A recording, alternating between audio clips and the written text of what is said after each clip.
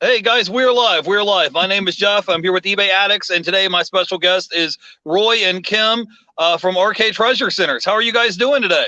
Oh, doing good, Jeff. Thanks. Doing good. Thank you for having us. Yeah, you guys are popular, man. I posted last night on Instagram that you guys are coming on the show. We had like 17 or 18 people like the post, so you guys are pretty popular. You're getting up there, and your channel's been growing, and you just bought a van recently. You want to introduce yourselves in case people don't know who you are? You could kind of tell people what you do and where you're from. Sure. Well, I'm Roy, and of course, this is my wife, Kim. And we're down here in South Texas. We are Arcade Treasure Centers, our eBay name, eBay store, eBay channel. And so we've been down here in South Texas, the very bottom part of Texas, for about 3 years. We did live in Central Texas for about 20 years. Before that, we lived at various places all over the United States. But we've been down here and selling on eBay for about 10. We've been doing eBay for about 10 years. Yeah. And Kim's a retired nurse, and I actually worked for the state for a little while. So, well, you retired? I retired from the state a while back. So both of you guys are retired, and you're full-time eBay resellers, right? Oh yeah, we got to do this full time because I took an early retirement. So that just because I wanted to enjoy life. So I took an early retirement, which was basically half the retirement pay I would have normally got if I didn't do that. So I do full-time eBay, but I work at part-time speed. Well, you guys have been making sales. You just put out a video recently and said you had your biggest sales weekend ever, right? So you've been making some sales. And Yeah. How has it been going for you? Because not a lot of people have 10 years experience as an eBay seller. So how has your sales been going for you this year, and how has fourth quarter been going? Well, overall, eBay sales have been pretty steady all year round. Fourth quarter I can't say has increased for me, which normally it does, but we took a little time off, took a little vacation, did a little extra sourcing, and of course with the virus run around the country, I didn't probably list as much as I would have for fourth quarter. So it didn't, I won't say it increased much, but it stayed pretty steady. Okay, awesome. So I wanted to comment on your shirts. I really like your shirt that you guys are wearing today. Your Arcade Treasure Center shirt. That's nice.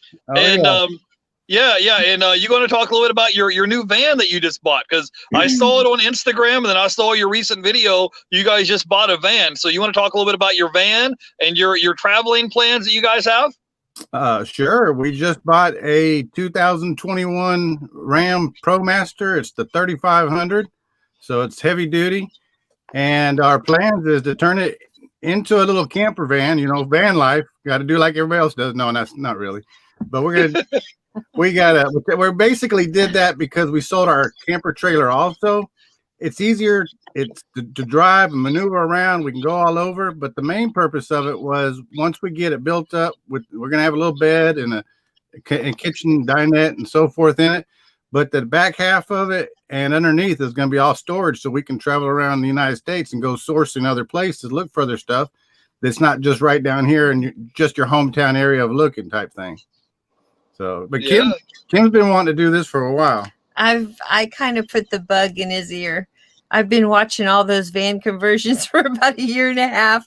I said, it's crazy. We had that beautiful camper, but I just had this stirring to do a van, and it's easy. You don't have to worry. We had a compost toilet already. So, Really? yeah, Okay. we were going to put it in the other camper and we didn't. So it's been stuck in the office, and we said we just wanted to do simple. You haul around the camper, traffic is getting worse, trying to find campsites. We want to make it where we can camp anywhere. We can go anywhere. Yeah, are you guys going to be like parking at like those RV places, things like that, when you stay there? Sometimes, Yeah, but we're going to try to go where depends what time of year. We're going to try to go with the climate a little bit, like anybody else would if they're traveling. We want to have it set up and capable so we can just basically park anywhere, go to land, BLM land, things like that, or then we'll have shore power hookup. So if we want to stop at campgrounds and so forth, we we have I forget which one, Great America or not, something like that. It's a lifetime adventure camping thing that we could take. We paid for that so that way we could get a discount on almost all the campsites we go to. Well, that sounds good. Just the great outdoors. You're going to be hanging out at campsites. You're going to have your toilet in there, and I think you said you're going to have a kitchen and a bed and all that set up there as well. So, and it's not some little van; it's big enough where you guys can stand up in it, right? Yeah, it is. The interior. Well, I'm 5'10", and I probably got at least almost 6 inches still above me, close to it, 5 or 6 inches. So once we put a little floor down, a little kind of insulated, a little ceiling, I still have probably about 2-3 inches above my head to be able to fully walk around in it. So, okay, well, that sounds great. I'm happy for you, and I'm excited that you got your new van, and I'm excited to have you guys on the channel. We've been trying to meet up for, I don't know, it seems like a couple of months now. It's always been something going on. We had Thanksgiving, and we had the plague, and now we got Christmas coming up. So it's been one thing after another. So, Roy, I wanted to get into your backstory a little bit. What got you started? What got you guys started into reselling? Because you said you've been selling now for about 10 years. So were you watching a YouTube video, or would you have a friend or family, or what is it that got you guys started into reselling? Well, I always say that I have been a reseller since I was born. When recently I had in a video, I showed a book it's called a treasure hunting book with the metal detectors. And when I was 6 years old, I was the youngest professional metal detector to go around and tour around the United States to go professionally treasure hunting. So I was always been a treasure hunter of some sort. Then my dad, he was in the Navy, but during the weekends he would go to flea markets and garage sales in different places, and he'd sell it at flea markets.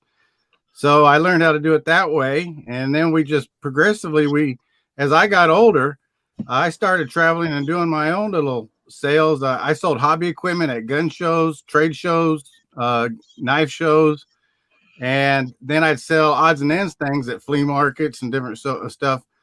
And while I was running around, I was always stopping by garage sales and different places.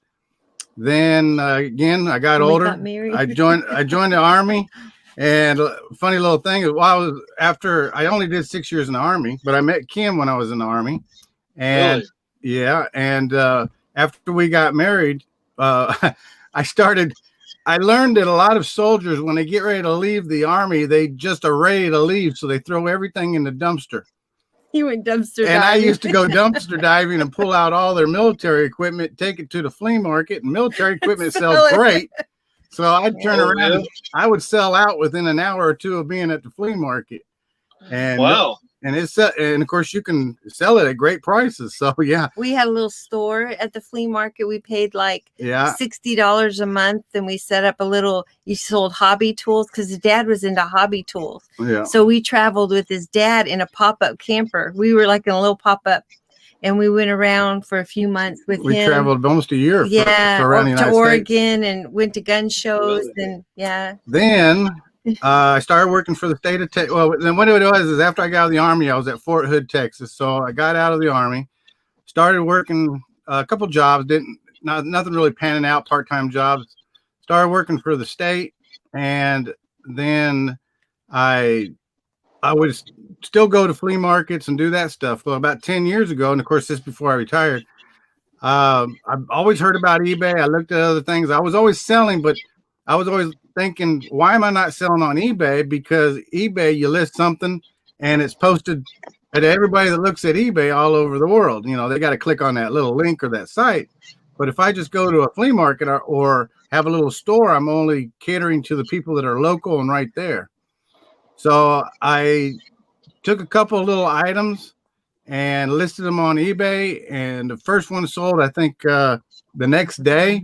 And I realized this is too easy. All I got to do is take pictures of it, list it, post it, and mail it out. Of course, the eBay system was a little bit different then.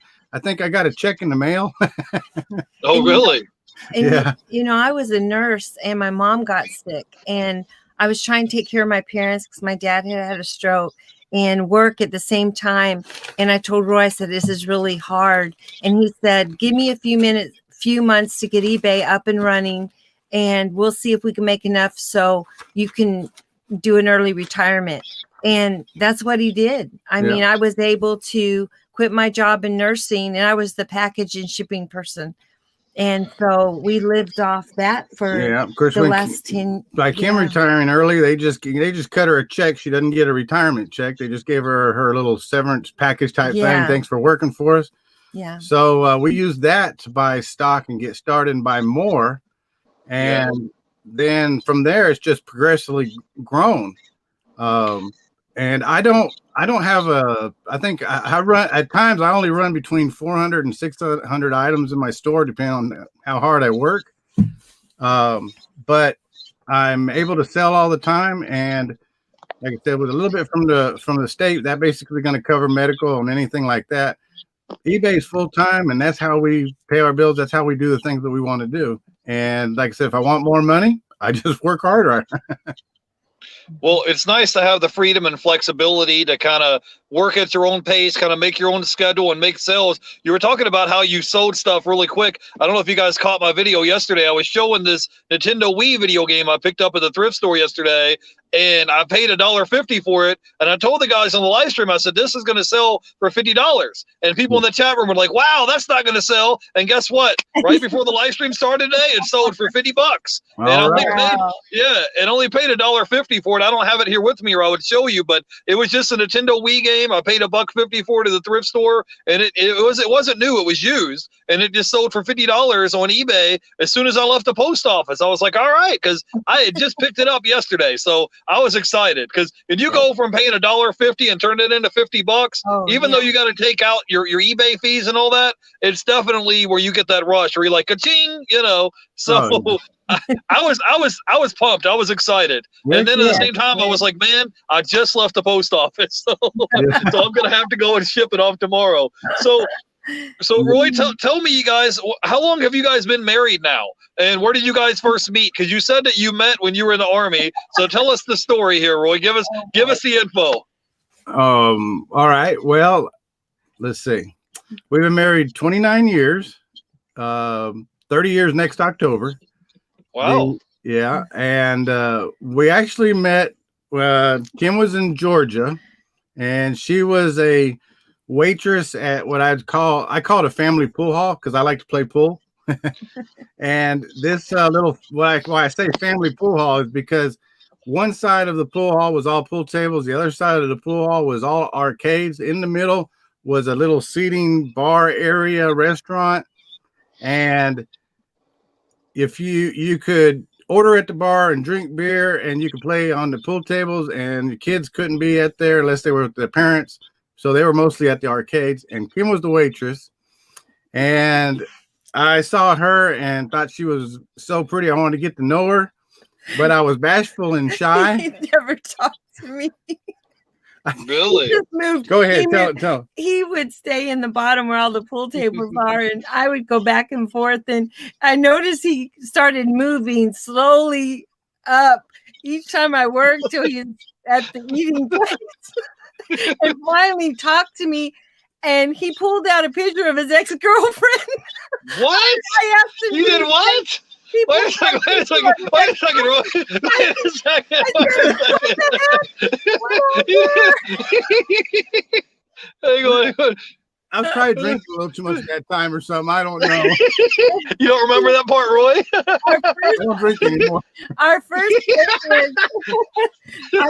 date is he asked, I had children, and he had none, never been married. I was divorced. So I was a big, I was divorced, had children. I was a little bit older. I was like, this is not going to go well for an only child and his mother. So we started our first date was Robin Hood. The movie Robin Hood. Robin Hood, 1990, 91. And we went out, and after that, we just kind of were stuck like glue. And then he had to tell his mother about me. Really? Which was she was quite shocked. It's her only child, and I have children and divorced and older, and it was she probably wanted to shoot me about that time, but through the years we really grew to love each other. She loved us and the children, and and he's been a great dad. Yeah. Yeah. Oh, okay. So I'll have to remember that trick, Roy. I gotta Yeah, I don't know if that would have been so. He still can't explain that one. I think he was just nervous, like maybe I don't know. I think maybe he forgot about that part. I want to catch some people in the chat. We got a bunch of people in the chat room today. We got the Far North here today. We got the Online Christian Panur. We got Kentucky Fan 42. We got Bargain Reseller. He says, "Hey, Roy and Kim." Hey, Sean. And we got we got the bearded veteran in the house. We got Ken Green here. He says, "What's up, everybody?" And we got Kentucky Fan 42. So we're live here with Roy and Kim from Arcade Treasure Centers. So if you guys have a question, go ahead and drop it in the chat, okay? So so Roy, tell me about so you guys have been married now for, you said, 29 years, and everything's been working out for you. And so both of you guys are retired. You're full-time eBay sellers. What is your plans like for next year, 2021? Are you guys going to try to expand your eBay store? I know you guys said you wanted to travel a little bit. Like, what are some of your goals and your plans for next year? Because, you know, I've been following your channel for a while, and you guys recently hit 3,000 subscribers on your YouTube channel. Right. And you know, you just bought a van, and I heard a rumor that you're going to be starting a second YouTube channel. Is that true, or what's the story with that, Roy? Go ahead and tell us what happened. Yeah, we're going to start a second YouTube channel now. It's probably going to be about, the channel itself will start probably about a month down the road. It'll have little bits and pieces. It probably won't get going until more of that van build gets done. But the reason we're starting a second channel is because some people just aren't going to want to watch the different aspects of reselling. We're not going to do a van life. Hey, this is our van. We're stopped at the whatever mountain range, and here it is. Now, it may have a little bit of that in there, but it's mostly going to be our sourcing while we're on the road. So we're going to have this channel, Arcade Treasure Center, be our main channel, which is just going to be what sold and kind of informational type, straight eBay. The other channel is going to be more of, here we are, we're at this garage sale, and then, you know, you have videos like that where you're at the garage sale, thrift stores, flea markets, and you're traveling around, you find stuff, walk around type videos. Wannabe pickers. Wannabe pickers. Yeah, it'll be kind of like Lonnie's channel, where he's got garage flips channel. It'll be kind of like that, except you guys are traveling to yard sales and estate sales and stuff, looking for merchandise. Plus, you can do kind of like a travel vlog, show like maybe the scenery of where you guys are traveling, maybe show the landscape. You know, it would be cool. That's what we're kind of working towards. Like I said, the channel itself will probably start in about a month, just to. We'll probably test out the van and drive somewhere. So we'll know, hey, this is where we're at. This is what we're doing and what we're looking for. So. And we do help care for my parents. They're in a retirement facility, but we do a lot of their appointments and different things. So it may not be long periods of time. It may be, you know, quick trips, short trips. Yeah. But eventually that's our goal, is like I could put the store on vacation for maybe 2 weeks or something, maybe even 3. I don't know. And then drive around the country. And there's a lot of people on the channel that I've talked to either through email or sent comments. And I told, you know, I said, hey, if we're ever out and we're in your area, let us know, and we'll just stop by and have some coffee or something, go out and have a dinner or something. And then that way we can meet people as we go around also. And that'll be on that channel as well. Okay, yeah, it sounds good. Yeah, you'd be able to get to travel a little bit. I don't know if you get a chance to go stop through Georgia. You can see Rev Resell and some of those guys over in that area. It would be good. I wanted to catch Thrifting Ain't Easy is in the chat. He says, blessings. Thank you for coming out. We appreciate you guys. So, yeah, if you're in the area, I live in Tampa. So if you guys are in the area in Florida, send me a message and we'll hang out. Like I said, there's a lot of nice beaches and restaurants here, whatever ones are still open that aren't shut down, and we'll just hang out by the beach. And they've got a nice restaurant you can sit that looks over the ocean and just watch the sunset, enjoy your dinner, and they have a live band playing a guitar, and it'll be fun. So if you guys are in the area, definitely hang out and let me know. So we will. We sure will. We'll, you know, like I said, we want to travel around and go everywhere. So yeah, we'll definitely come that way at some point in time. All right. Well, awesome. So, Roy, I'm curious. Can you tell me what possessed you guys to get started with making your YouTube channel? Where did you just have free time? Did you have like friends or family? Like, what got you started into making your YouTube channel? Well, you know, I started watching. Of course, you mentioned Lonnie at Garage Flips, Matt at Part Time Pickers. I've watched those two probably most of all. I would say, even Mad at Part-Time Pickers, I probably watched a lot. And he was a real down-to-earth person. And I thought how he would just sit in his car and show what this is when he first started. He'd just sit in his car, show what he got from the thrift store. And I thought, well, that was good. And I had a question, eBay related, and I reached out to him, and he was really nice and contacted me back. And then I realized, there's a lot of people with questions and a lot of reselling. You can only learn so much besides hands-on that you can do. You can Google just about anything, but YouTube videos out there, and everybody likes to search YouTube videos to learn how to do something. And I thought, well, I've got tons of knowledge. I've been doing this for, like I said, eBay for a long time. I've been doing reselling forever. I said, I can answer a lot of questions. I've made all the mistakes and lost the money in things because I made mistakes that way. So I thought, you know what, if I can put out a channel that shows things of simple stuff that I can source for and find, and different things like that, or if it comes to your eBay store and, how do you do shipping? How do you do this? Now I know there's videos and other people that do it, but sometimes they do it real quick because they want to try to get all the answers in one video, where I try to just maintain on one subject and work that through my whole video. So you're become an expert at it just by watching those videos. Yeah, a lot of people in the community are really nice. I actually reached out and talked to Matt from Part-Time Pickers a couple weeks ago, right around Thanksgiving. He said he was going to go on vacation, I think to Mexico with him and his family. So it's nice when you can just reach out and just, even if it's nothing reselling related, and hey, how you doing? How's the holidays? How's your family doing? So we got Nurse Flipper here in the chat. She says, hey, Kim and Roy. So our buddy Nurse Flipper is here. I just watched your channel the other day, Nurse Flipper. So keep up the good work. We got a bargain resell in the house. He says, I've learned more from Roy than most people. And we got BK from the Rockies here. He says, hey, folks, I hope everyone is doing well. Like, share, and subscribe. So thank you guys for coming out and hanging out with us today.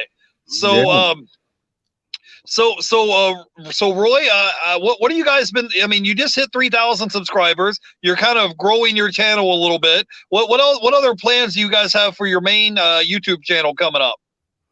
Well, just for the main YouTube channel, I got a stack of papers over here. I don't know if I can grab them without everything falling down, but I have made a whole bunch of different lists of stuff that I want to be able to do titles for more teaching. There's plenty of videos out there that show just go to the garage sale and this is what we find. Or I do a lot of what sold videos, and sometimes I think that just gets a little bit monotonous, doing the same thing, because all the time I want to do a little bit more teaching. I want to do, like I said, a little more aspects of eBay and sourcing, but the more details of it are really what you got to get down into. Yeah, it can be kind of repetitive to saying, hey, I bought this for this much. This is how much I sold it for. And you're doing that day in and day out. So I definitely can relate. So Roy said, go ahead. I just say, yeah, I got this glass right here. I just picked up at a thrift store, and it's a 1973 Cool Cat glass, and it's a Pepsi glass, and it ought to sell for $29.99. Yeah, well, I mean, sometimes you get excited about it. Like I said, I was excited. I picked up that video game yesterday at the thrift store. I paid $1.50 for it, and within 24 hours, ka-ching, it sold for $50. And I even showed it on the live stream yesterday and said, hey, this Nintendo Wii game is going to sell for $50. And people in the chat were like, wow, no way. And within 24 hours, it sold. So I was excited about it. When you could turn $1.50 into $50, and it's nice to hang out with like-minded people. So I wanted to say hi to the Bearded Thrift Machine. We got the Nurse Flipper here. I think I missed somebody. We got BK from the Rockies and Bargain Resell. So we're live with the RK Treasure Center. So go ahead and drop questions in the chat if you have questions. We got a question here from Bearded Veteran. He says, how many items do you guys have listed currently on your eBay store?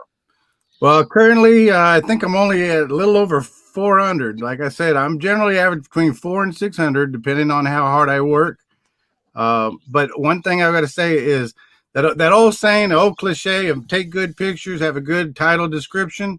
I actually did a lot of research on the eBay algorithm. There's no secret to the eBay algorithm. They don't tell you how it works and everything, but you can do enough description. Enough. I've learned enough about it where I figured out how to make things sell pretty good.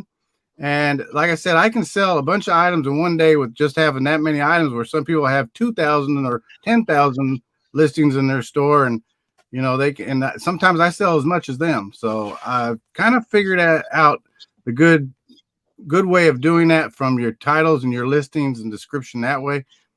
That's what they always say. Make sure you got good photos, title, description. And it's the keywords is what it is. It's where you place your keywords in their titles and description that makes the sale. Yeah, for sure. And they say a photo is worth 1,000 words, so you want to have good photos as well. What's annoying to me is sometimes I'm in a hurry and I take a photo of the front of the item, and then someone wants to buy it, and they're like, "Can you send me a photo of the back of the item?" And then I've got to get up and look for the item. They're trying to take a photo of the back of the item because they're interested in buying the item. They're not going to wait around forever, you know? So Right. You got to get up and you're like, "Oh, crap, I got to go to the shed and find this one item and just to take a photo of the back." And sometimes they don't even buy it, you know? And you're just thinking like, man, I wish I would have took photos front and back from the beginning, and it saved me time. So Roy, since you guys have 10 years of experience on selling on eBay, can you give us maybe your top 2 or 3 tips that would help out somebody if they're maybe a part-time reseller and they want to go full-time, or someone that's interested in reselling in general? Go ahead. I'll put you on full screen. All right. Really, there's a ton of tips. I would have to say work as hard as you're willing to work, but know that you got to work to get things done. It's going to be something that if you want to continue, if you want to grow an eBay store, if you want to do it part-time or full-time, it's as hard as you work. Like I said, I work full-time eBay, but at part-time speed. I know what makes me comfortable, and I want to be able to spend time with Kim. I want to be able to just do things around the area. We live in an older community, so there's a lot of older people around here, and I help them out quite a bit with just daily daunting tasks of whatever it is, if it's yard maintenance or whatever. So I do that stuff and I don't mind. But when it comes to eBay and the tips, I would say if you want to sell something really good, make sure you don't forget what your item is and you put it in your title and your keywords. Don't use words like nice, wow, awesome, great, things like that. Those are all adjectives. Try to keep the adjectives out of titles. When you list your item, if you list a pair of jeans, make sure you put the word jeans in your title. A lot of people put a whole nice description. It could be Wrangler blue 36, 38, zipper, pocket, but they forget to put the word jeans in the title. That's not going to sell. But I would say use your keywords and try to use your main keywords, such as if you're selling a pair of jeans, within the first 3 words of the title, have that in the first 3 words. That's basically what most algorithms check, is usually the first 3 to 5 words, and that's what they're going to showcase first at the top of sales and listings. Yeah.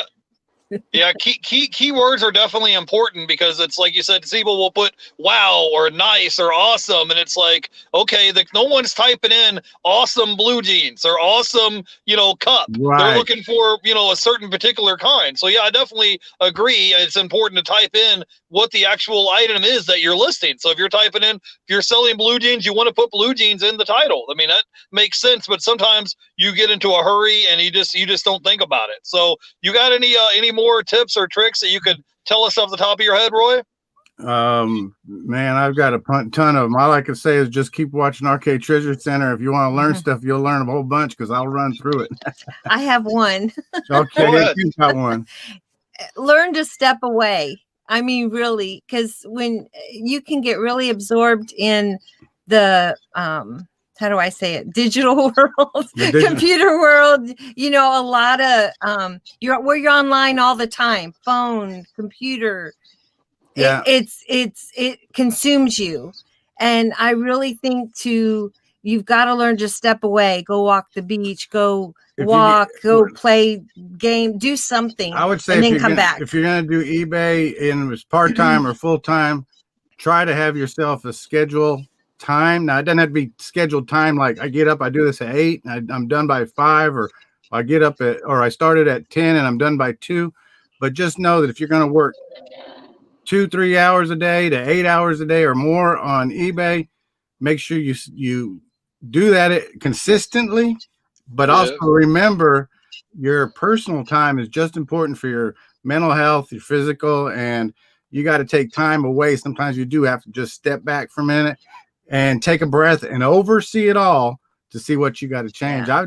I've done that with, just like I said, if you just with listings, sometimes you have something that doesn't sell and you go back and you look at it and you realize you were in a rush when you did that listing, and maybe the pictures weren't good, maybe your description wasn't good, maybe you put something silly down, like you meant to type it down, it weighed 3 pounds and you typed it 30 pounds because the shipping is like astronomical. But you just got to take a step back and overlook everything every once in a while. I'll walk around my eBay room, I'll look in tubs, I'll look in the different places I got, and I'll say, okay, how long has this been here? Do I need to run a sale? Or let me see why this hadn't sold, because I'm pretty sure that should have sold by now.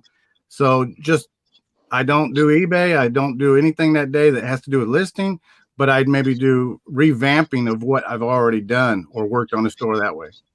Yeah, I definitely understand. I'm in front of a screen all the time as well. If I'm not shooting YouTube videos and I'm listing items or pulling items to sell on eBay, then it's like when I'm working for my regular job for the courier company, it's on an app. So it's like I'm in front of this screen sitting here looking at me all day, every day. It's funny, when I was a kid, if someone would have told me back in 98 or 2000 and said, Jeff, you're going to make a living off of a magical, cell phone, and you're going to have apps on this phone, and that's how you're going to pay your bills, I would have been like, dude, you are crazy. There's no way that in the year 2000, someone could have told me 20 years ago that you'd be able to work and pay your bills off of a couple of apps on your phone. It would just, no one could have told me that, or I would have definitely would not have believed it. So I wanted to say hi to the Cap Guy is in the house here hanging out with us. So thanks for hanging out, Cap Guy. And we got Bearded Veteran here. We got Thrifting Ain't Easy. The Far North says if the product doesn't sell, you can always switch up the keywords. Yeah, and like Roy said, you can put items on sale.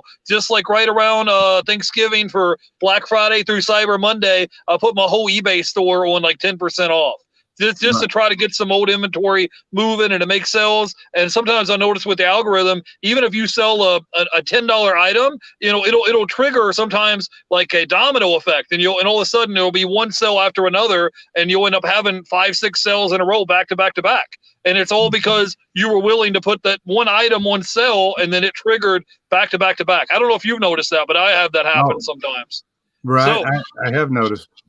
Yeah. So Roy, I got an important question to ask you. Give us the info on Walmart clearance. We got to find all about the clearance, because I've seen you walk out of there with items, and then when I go to Walmart clearance, it's like bump. It's like there's nothing there. But Roy, you seem to walk out with stuff almost every time. I see you walking out with all kind of crazy items. I can't take him to Walmart with me anymore. It's a lost cause. I go on my own, because if he goes, he's heading out to the clearance. Yeah. Now, all right. When it comes to Walmart, you have, and I did a video, I think one of my retail arbitrage Walmart videos, where I showed the eBay app on the phone and exactly how to look for the so-called secret clearance. Most of the times, if you have a good Walmart and they do have a good clearance section and you have a good manager there, they're going to stay on top of their clearance pretty good. But there are many times where Walmart, competitively throughout all the Walmarts, will drop items, and they'll mark it, and they'll send something to that Walmart that tells them they need to mark items down, but maybe they get busy, they didn't get places to do stuff, or they're discontinued items, so they didn't mark down the clearance tags. Or there's hidden clearance. What I mean is, sometimes if you look at the top shelves or the end caps, you'll see items that are misplaced or in the wrong area. Maybe there's a whole bunch of items, and behind all of them, there's some old stock that didn't get pulled, and they have clearance tags or they don't. And you just take the eBay app, or excuse me, the Walmart app, and click on the little screen to search. You search the price, and you'll be really surprised at how often you got to make sure that you're at your store on your Walmart app. But also, a lot of people don't change it. Walmart app automatically usually goes to their online area. You got to make sure you click it over to the store area that you're at, and you'll be surprised at how many of those items are actually marked down more than what that clearance tag says. Yeah, yeah. I'm not that sophisticated yet. I gotta find that big pole with a big scanner, and I'm looking like a 14-year-old kid. Boop, boop. You know, trying to use a little scan where the pro is and the price tag. But yeah, it's like I don't go into Walmart every day, but if I go in there to buy groceries or I got to pick something up, I definitely will walk by and check out the clearance section because my thinking is I'm like, okay, if I'm gonna spend $40-50 buying groceries, I want to try to find something in the clearance section that's going to pay for the stuff that I'm buying while I'm at Walmart.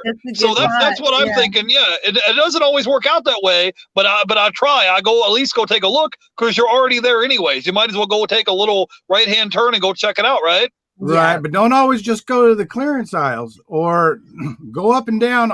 Just randomly go up and down some aisles while you're at your grocery store, because there are different places down those aisles where they have their little rollback savings.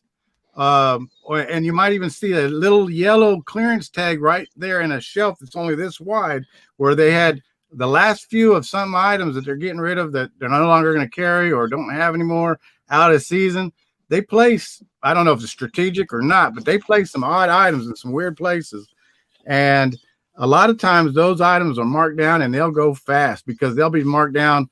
Normally it would say $30 down to $25, but on that one little area down some odd aisle, it may be marked down to $2 or $1. Yeah, so somebody in the chat, let's see, I wanted to catch Bargain Resale says it doesn't have to be in the clearance section. Right. Harry Humpstone just popped in. I wanted to say hi to him. I wanted to say hi to Jennifer Hayes is here hanging out with us. And yeah, so we have the Cap Guy here and Thrifting Ain't Easy in the far north. Julian is here, the Bearded Thrift Machine, and BK and the Nurse Flipper is here. So, hey, give me some more info on this whole retail arbitrage. Because like I said, when I walk in there, occasionally I'll find stuff, but usually I'd say, I don't know, man, 60-70% of the time, I just don't want to buy something just to be buying it. You know what I mean? I want to make sure I'm going to get a good deal on it. Sometimes, I'll find items, but is there a certain area in particular that we should look at besides, because you see the big yellow signs that says clearance section, but what else is it that we should be specifically looking for when I walk into the Walmart? Go ahead. I'll put you on full screen. Like I said, besides the clearance aisles, I would say go to the end caps of odd areas, maybe electrical hardware area, the sporting goods area, or towards the backs of the stores, the turned around end caps. A lot of those is where a lot of merchandise gets pushed back to that's out of season, or like I said, they're being discontinued, and they have a lot of stuff they just stick on end caps, and maybe it had a clearance tag, maybe it doesn't. Sometimes they don't. They just stick things back there because it's not a wide area that people walk to. So I would always say check the end caps. And then the other thing is, as you walk around, a lot of people wear hats, or a lot of people don't look up. But on those very top shelves where nobody can reach is a lot of old stock and old inventory that's been marked down. So those are two places to keep an eye on. Yeah, sometimes I go by the electronics section. They have their own clearance. So if you guys don't know, if you're in the electronics section, you go to the electronics section. They have their own individual clearance, and sometimes you'll find video games marked down. I bought video games for $3, $1, $5 back there in the electronics section. And also, I think that's the health and beauty section. I went by the other day and noticed there was, like you said, they had like a little end cap, and they had a whole bunch of merchandise that was marked down. I mean, it was everything from makeup to toothpaste, just all kind of stuff, but it wasn't in the general clearance section. And if you didn't take 2 minutes to walk over there and look, you wouldn't even know it, So it is important because if you're already there anyways, and you're already buying groceries or you're already running around, just take 5 minutes out of your day to go over there and look. You never know what you'll find, right? Yeah, absolutely. I found a rolling cart over by the automotive area that had a whole bunch of stuff that was from shoes to, like you said, makeup and everything. Had nothing to do with automotive, but it was just a rolling cart set off to the side, no markers, no names, tags, or anything. The items had the clearance markers. And again, most of those I scanned were correct, but I did find some things that were incorrect on the shoes and so forth. They were really marked down. Like I said, I found some shirts that were like $30 shirts. Of course, this is Walmart shirts, but marked down to, they were only $1 a piece. Well, even if I turn around and sell them for $9.99 and the shipping, I'm going to make some money off of them. So Yeah, you know, I was watching Nurse Flipper the other day, and she said she had some kind of Florida Gator shirt. She got it at the Walmart for $2 and then turned around and resold it. So there is items. I'm like you guys. I definitely, if I get a chance or an opportunity to get items brand new in the shrink wrap or new with tags, those seem to sell a lot quicker than the used merchandise. Plus, you get a lot less returns as well. So yeah, if you get a chance, if you're out and about somewhere, might as well check the clearance section out. So Roy, can you tell us any other places that you enjoy looking for more merchandise? You like yard sales? Do you do flea markets? Give us the download. Give us the info here. Yeah, Kim and I, we go to thrift stores, garage sales, estate sales, flea markets. I would have to say, with COVID and everything, a lot of stuff shutting down. We didn't have garage sales for a long time. Flea markets were shut down for a while. So I did a lot of thrift store shopping. When I mean I did a lot of thrift store shopping, I did a ton of thrift store shopping. I've got another little room out there, and I would say I could probably not go to a thrift store for a little while, and still consistently list, because when it was only the thrift stores open and they were starting to bring items back in, they really reduced where I'm at. They really reduced the prices. They were having half off days with half off tag day with whatever. And I was getting stuff for like 25 cents that they would even mark $2 or $3 for it. They marked it down between the clearance tag and the price tag, everything, like 25-cent day. And I was loading up carts. So I'm good for a while, but I like garage sales. I like estate sales for a lot of higher end type stuff. Garage sales it depends if they're trying to just clear out, or if you just have those weekender garage sales where they do the same stuff all the time. It's just the same looking garage sale. But flea markets can be good too, but flea markets can be, that's one of those things where they find their prices that they want, and they know what they want to get. So you can have those reseller flea markets where they're basically a reseller, just not doing it on eBay. Yeah, for sure. I've noticed that if you go to certain thrift stores, like there's one that I go to a lot, and on certain days of the week, it's like 50% off at the thrift store. So if you have certain ones that you go to, and maybe you build up a relationship with the people that work there, they may tell you, okay, on Thursdays or Fridays, it's 50% off everyone that's below 55. And then another day, it may be everyone above 55, or people that are military veterans, they give them 50% off certain days. So yeah, there is definitely some things, but also there are other thrift stores, they keep raising their prices. They get stuff donated to them for free. So they have no money in it. And so a lot of the people that work there are volunteers. So I'm like, man, what are they raising? Is electricity bill that high? Why are they raising up the prices? Because they have volunteer people that work there. They have merchandise they got for free. They got no money in it. Why is it that they want to raise the prices up on some of these merchandise items? It gets kind of crazy, Well, what I found at a lot of these thrift stores or resale places like that is they just use the eBay app.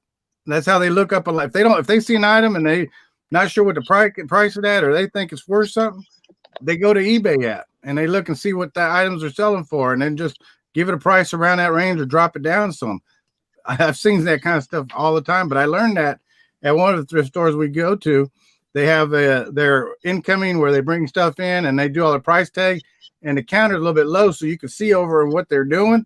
And on the computer right there, that's what one person was doing, was looking up stuff on the eBay app. Yeah, but it can be frustrating. I mean, I saw Drew from Profit Monsters. I don't know if you guys follow his channel. He had a video out last week, and they were selling used Christmas trees at the Goodwill for $200 for a used Christmas tree around Christmas time. You're just like, man, what is going on? Are you guys price gouging people? I mean, this is Christmas time, Right. So, right, and it can be frustrating, but there are ways out there to source if you're willing to hustle, for sure. So. Yeah, so Roy, you have any other tips or tricks or anything else you could think of off the top of your head? Well, go ahead. Kim's got one, I think. I was going to mention something that I think is overlooked sometimes. I don't know about your area, but we live like in an over 55 community, And some of those type of communities have yearly yard sales, and they're huge. And there you find those communities all over now. And the items that they get rid of are pretty good items, and they sell them for cheap. They're looking to make items for the park or for their community. And I think that's just an area that most people wouldn't think to look. I know. That's a good thing is like our little park community, we have a garage sale usually twice a year. They have a big shed. Now they didn't do it this year because of COVID, but normally they have a garage or flea market, what they call it, and they load this stuff when people move in, move out, pass away, whatever. Tons of stuff goes to this shed, and then they sell it for the park is what they're doing. They're making money for the park. But we have a whole big rec hall full of stuff. The outside area, the indoor, it's a big flea market. And down here in South Texas, there's several parks. I mean, hundreds of parks. Kind of like you in Florida, down here in South Texas, we have tons of winter Texans, people come from up north. And there's places like that, Arizona, New Mexico. No matter where you're at, there's going to be some places like this. And when they have their little parks and their little flea market, I mean, you can pick up a ton of stuff. I watch when we have our flea market, it kills me because I see a bunch of stuff and I pick up a few things, but I see so much that just you would go to a thrift store or pay $1.99 for, and they're selling it for a nickel or a dime or a quarter. But it's worth the trip. Like you're in Florida, right? So of several retirement communities. You figure they're going to have one probably in the fall or in the spring. So you plan, okay, when's your flea market's going to be or when your yard sales are going to be, and plan to be there. Because usually sometimes they cross another parks, where we can't go. Community sales, church sales are like big down here. But everywhere, those are the best because everybody has it for one day. They're clearing a bunch of stuff out, and they just want to get rid of it so they don't have to haul it all back. So community sales are great sales. Yeah, I was going to say there are some church thrift stores as well. Maybe there's like a Catholic church somewhere, and then they might have an auditorium, and they might have a room of stuff they want to get rid of, and they sell the stuff dirt cheap as well. So there are some places that you can get sourcing and get some good deals on some merchandise. So. Excuse me. So Roy, tell everybody about your second channel and tell everybody where they can find you guys out on Instagram and YouTube. I got your links down below. All right, I appreciate it. Well, right now we're doing Arcade Treasure Center. That's our main channel. That's the only channel I got right now. And then of course we got Instagram at Arcade Treasure Center. We have Facebook, but I tell you what, I'm not a Facebook person much. Kim does Facebook, so if you want to reach us through Facebook, we may not see it for a week or two, to be honest with you. As for the second channel, we talked about this at the beginning. I'm going to do a second channel. The actual startup of the second channel will probably be in a month. So you won't see it. Yeah, it might even be a little bit longer. And that's because we got our van and we're going to be traveling. And I wanted to do an eBay on the road type thing. I want to do sourcing and informational videos. And that's the channel that's going to do the garage sales, flea markets, trade shows where you're actually walking around through those places and pick up items and talk about them. And that's what that channel is going to be about. This one's just going to be straight eBay, inside here, what's sold, and a little bit of informational type stuff. But the second channel, we don't even have a name for it. My last video I put out, if you can come up with a name that you think we ought to have for that second channel, and we had a lot of comments with some good ideas, and some of them were actually some good names for a channel. Yeah. But we're looking for a name to start that second channel. I don't know. How about like Adventures with Roy and Kim, or Arcade Treasure Center Adventures, or RK Adventures? That would be good. I like that one. Yeah. Yeah, that's a possibility. That's what we're looking for. That's just off the top of my head. If I think of something else, I'll let you know. So, and a van name too. Yeah, we might have the van name kind of picked out. One person, we asked for the van names, and one person mentioned the treasure chest, We And like that. I kind of like that, the treasure chest on wheels. Yeah, that sounds good. That sounds good. Yeah, I can just see almost like the little Scooby-Doo cartoon where they had that big blue van. You guys have something like that. It'd be like instead of like Scooby-Doo Adventures, it'd be like Roy and Kim RK Adventures, right? Yeah. And then they'll have they'll have the treasure chest and have like a little treasure chest like emoji or something on the van. Like that would be awesome. I could just see it happen now. It'd be like, oh, there's Roy and Kim right there riding down the road. So, Right. Yeah. right, for sure. Yeah, it would. I don't know. I just thought it would be funny. All right, guys. Well, give me your final thoughts, and I'll get you guys out of here. We've been streaming for almost an hour, so I do appreciate you guys coming on the show and hanging out with me today. Thank you, guys. Thank you, and thank you for having us. And I'm glad we were able to finally get together. We had been trying to do this for a couple months, but final thoughts, man. I don't know what kind of good final. You got final thoughts? I am just in awe of all the support that Roy gets. He works really hard, and I just kind of pop in here and there, but everybody is so kind and so to us. The reselling community. Yeah, the awesome. Reselling community. We did hit 3,000 subscribers again just recently after hitting 2,000 2 months ago. So we're appreciating all the support. And we got to do a 3,000 subscriber giveaway. I haven't announced it on our channel yet, but it's going to be, we're a little bit behind, but we're going to get that one done. And I'm telling you, we're thinking for the future. When we hit that 5,000 subscriber giveaway, everybody needs to watch that one because we're going to have a dandy for that one. Oh, wow.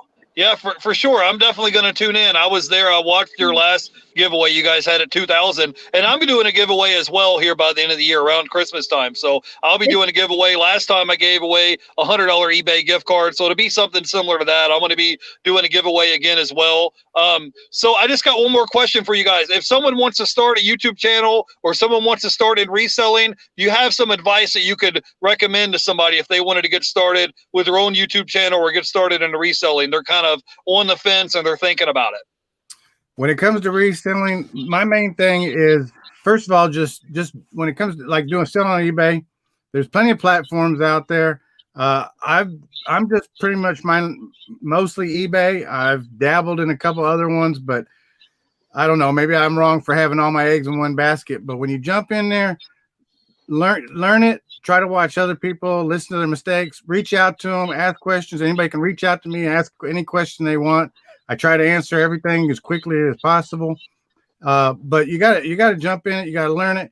And I'm going to say, and again, I put a video out a while back talking about this, but if you're going to be I'm going to say full-time or full-time part-time, meaning you're going to be a lot of effort into it, it's really worth getting an eBay store if you're selling so many items a day or you're making so much money. And sometimes it doesn't have to be that much, but if you're consistently selling, get the lowest eBay store because you get the shipping coupon, you get the eBay discounts for shipping prices, and basically it's going to turn around and kind of pay for that store.